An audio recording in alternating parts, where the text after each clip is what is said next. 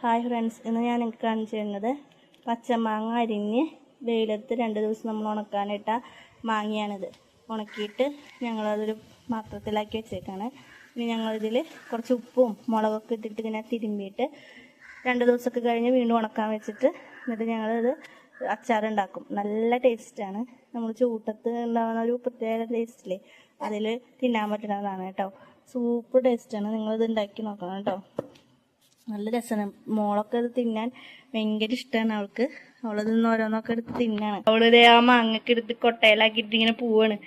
ഉണ്ടോ ഉണ്ടോ മാങ്ങ കൊട്ടയിലാക്കിയിട്ട് പോവാണ് കേട്ടോ അവള്. ഇതിൽ ഉപ്പിടുന്നത് നമ്മുടെ റൈലി കുട്ടിയാണ് കേട്ടാ. ഇളക്കടി.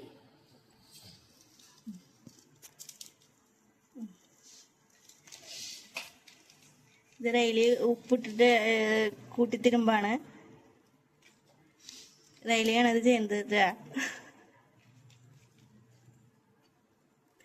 ഇത് ഇനി 2 ദിവസം കൂടി നമ്മൾ ഉണക്കാൻ വെച്ചിട്ട് അച്ചാറിടും.